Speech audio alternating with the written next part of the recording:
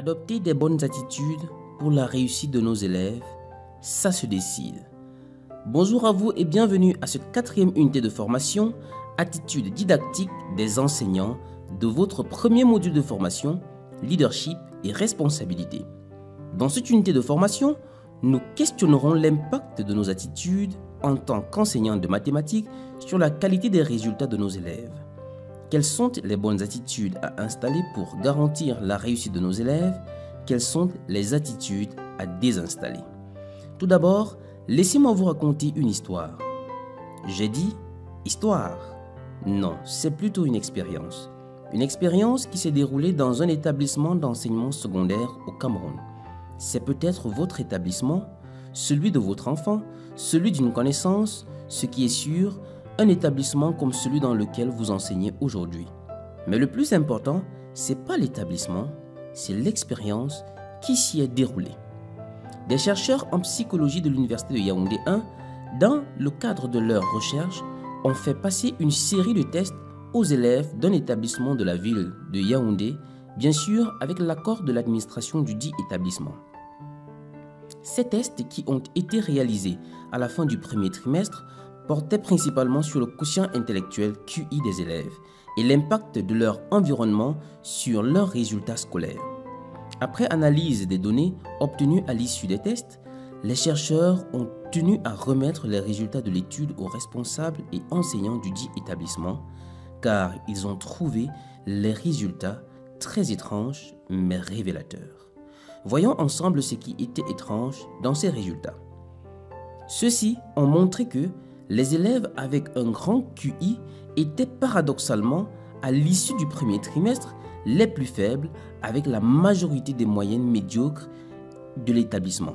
Par ailleurs, ceux qui avaient des meilleures moyennes, c'est-à-dire les bons élèves, avec un QI nettement inférieur, l'étaient uniquement parce qu'ils avaient des répétiteurs à la maison.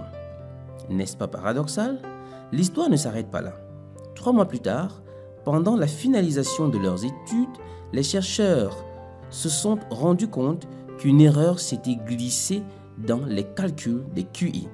En effet, les meilleurs élèves étaient en fait ceux qui avaient un quotient intellectuel plus élevé. Pour confirmer ce nouveau résultat et témoigner de leur bonne foi, ils ont refait les tests aux élèves à la fin du 3e trimestre. La nouvelle analyse des résultats s'est montrée encore plus étrange. Les bons élèves du premier trimestre avaient effectivement les plus grands quotients intellectuels, mais ces derniers étaient tous devenus à la limite passable. Par contre, les élèves dont les chercheurs avaient attribué un quotient intellectuel élevé par erreur étaient tous devenus des meilleurs élèves de l'établissement. Très surpris des résultats, les chercheurs ont même demandé la vérification de ceux-ci par des experts étrangers. Ceux-ci ont confirmé les résultats et ont certifié qu'il n'y avait pas d'erreur cette fois-ci. Des questions ont donc malheureusement commencé à fuser. Que s'est-il passé en 2 trimestres? Qu'est-ce qui a changé dans l'environnement de ces élèves? Qu'est-ce qui a transformé des simples cailloux plus luisants que des diamants en seulement 2 trimestres? Qu'est-ce qui a terni la lumière des diamants? Et vous, qu'en pensez-vous? Les chercheurs camerounais et leurs homologues étrangers ont donc naturellement commencé à analyser ces nouveaux bons élèves et ils ont fait les constats suivants. Leur QI n'avait pas changé. Leurs parents étaient les mêmes. Ils n'avaient pas pris de répétiteurs. La majorité n'avait même pas de livres. Leurs enseignants de mathématiques n'avaient pas changé, ainsi de suite. Plus les chercheurs creusaient, et plus ils se rendaient compte que rien n'avait changé, ou presque. En effet, la seule chose qui avait en fait changé était l'attitude de leurs enseignants à l'égard de ces élèves. Mais comment? Les chercheurs se sont rendus compte que les premiers résultats erronés avaient changé la perception des enseignants vis-à-vis de ces élèves. En effet, ceux-ci les considéraient désormais comme des génies et cette information a totalement changé leur attitude à leur égard, au point de faire des élèves médiocres des génies et des génies des personnes médiocres. L'expérience a permis aux chercheurs de déceler par une heureuse erreur que les attitudes des enseignants vis-à-vis de leurs élèves constituent, avec les valeurs éthiques et le leadership, l'un des facteurs les plus importants dans la réussite des élèves en mathématiques. Alors, d'après vous, quelles sont les attitudes qui peuvent éteindre ou diminuer l'intensité de la lumière du génie de vos élèves en mathématiques? Quelles sont celles qui peuvent faire ressortir ce génie en mathématiques? Qu'est-ce qui peut être la cause de la naissance ou de l'apparition de ces attitudes à modifier? Quelle stratégie utiliser pour adopter et conserver les bonnes attitudes?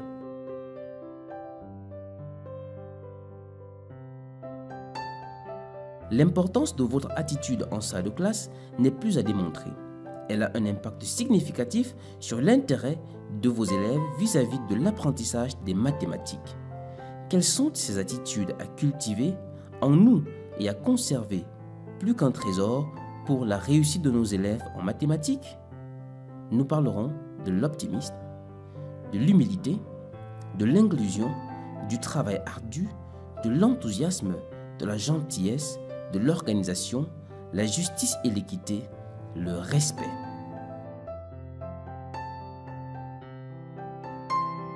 Comme les bonnes attitudes, les mauvaises attitudes influencent également l'apprentissage des mathématiques. Quelles sont les attitudes que vous avez qui peuvent affecter l'amour des mathématiques de vos élèves? Nous pensons à l'auteur et élitisme, l'irrévérence, l'indisponibilité et l'inaccessibilité, la non-inclusion, le pessimisme. Ces attitudes auront des impacts suivants dans votre activité d'enseignement-apprentissage. Un manque de respect et de motivation pour les apprenants, un mauvais rapport avec les collègues, un découragement des apprenants ayant des difficultés, une mauvaise préparation et planification des leçons, l'absence aux rencontres administratives et aux ateliers pédagogiques. Tout ceci affecte de près ou de loin les résultats en mathématiques de vos élèves. Plusieurs facteurs peuvent en être la cause.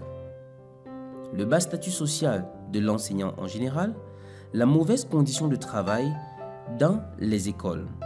Parlons par exemple du manque de salles à l'usage personnel, manque d'espace, manque de ressources, manque de matériel, manque de mobilier, manque d'infrastructures de toilettes appropriées, manque ou insuffisance de soutien ou de reconnaissance publique ou sociale, lenteur ou absence de progrès chez les élèves, comme le montrent les contrôles séquentiels. Le soutien insuffisant de la part des parents, par exemple, certains n'achètent pas les manuels scolaires à leurs enfants, ainsi de suite. Erreur de l'enseignant dans son choix de carrière. Comme toute chose, l'adoption de bonnes attitudes s'apprend. Voici des stratégies que vous devez appliquer pour devenir la meilleure version de vous-même en tant qu'enseignant. Discutez des attitudes avec d'autres enseignants pour éveiller la conscience de tous à ce propos. Participez et élaborez au sein du département de mathématiques des programmes de développement professionnel axés sur le milieu scolaire. Susciter et entretenir l'intérêt des élèves pour qu'ils s'adonnent aux mathématiques à travers des énigmes et autres jeux, la production de modèles mathématiques, les clubs de mathématiques. Mettre en avant des mathématiques modèles au sens positif du terme. Projeter et maintenir une attitude positive vis-à-vis de l'enseignement et de l'apprentissage des mathématiques. Prendre connaissance des résultats de recherche dans l'enseignement et l'apprentissage des mathématiques. Offrir un soutien d'amis à l'élève et non agir comme un juge de son apprentissage. Encourager les élèves à discuter de leurs problèmes et à y proposer des solutions. Disons que votre attitude est la base de l'altitude de vos élèves. C'est pourquoi assumer la responsabilité d'améliorer votre attitude est la première étape pour acquérir ou renforcer l'intérêt de vos élèves aux activités mathématiques. Vous voulez que vos élèves changent leur manière de percevoir les mathématiques? Alors, changez vos attitudes. Adoptez de bonnes attitudes pour la réussite de vos élèves. Ça se décide. Qu'avez-vous décidé? Comme vous le savez, se réunir est un début, rester ensemble un progrès, travailler ensemble est la réussite. N'oubliez pas de partager vos idées et questions dans le forum. Vous pourrez également vous rendre sur la plateforme COP via le lien suivant afin de discuter avec les membres de votre cluster. Seul, on va plus vite et ensemble, on va toujours plus loin. À bientôt dans la prochaine unité de formation.